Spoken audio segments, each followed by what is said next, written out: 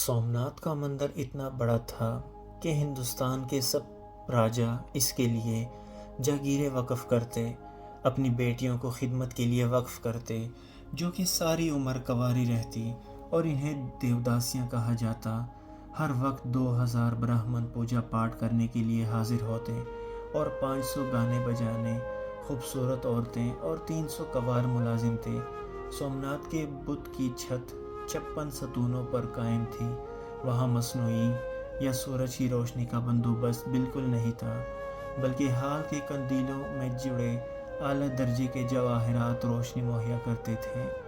اللہ کے دلاور سلطان محمود غزنوی بہت بت شکن سونے و چاندی کے چھوٹے چھوٹے بتوں کو روننے کے بعد بادشاہ بت کے سامنے جا کھڑے ہوئے۔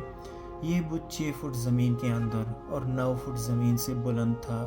اسی دوران شہر کے معزز سمجھے جانے والے ہندوؤں نے منہ مانگی مال و دولت کی پیشکش کی کہ سومناتھ کے بادشاہ بت کو کچھ نہ کہیں، اس کو چھوڑ دیں۔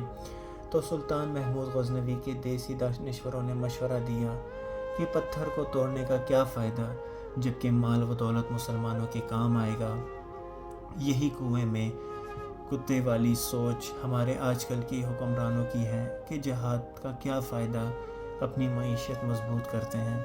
سلطان محمود غزنوی نے دیسی دانشوروں کی بات سن کر کہا کہ اگر میں نے تمہاری بات مان لی تو دنیا مجھے بت فروش کہے گی، جبکہ میری چاہت دنیا و آخرت میں مجھے محمود بت شکن کے نام سے پکارا جائے۔ یہ کہتے ہی محمود بت شکن کی توحیدی غیرت جوش میں آئی اور ہاتھ میں پکڑا ہوا گرز سومناتھ کو دے مارا۔ اس کا منہ ٹوٹ کر دور جا گرا۔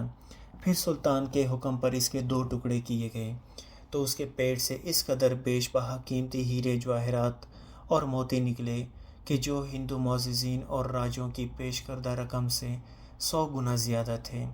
اسی لیے کافر مورخین سلطان کو ڈاکو کہتے ہیں، جبکہ اسلام اسے مال غنیمت کہتا ہے۔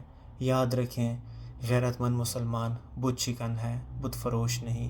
اللہ پاک ہمیں صحیح راہ پر چلنے کی توفیق عطا فرمائے، آمین۔ اللہم صلی علی سیدنا محمد وعلی آل سیدنا محمد وبارک وسلم۔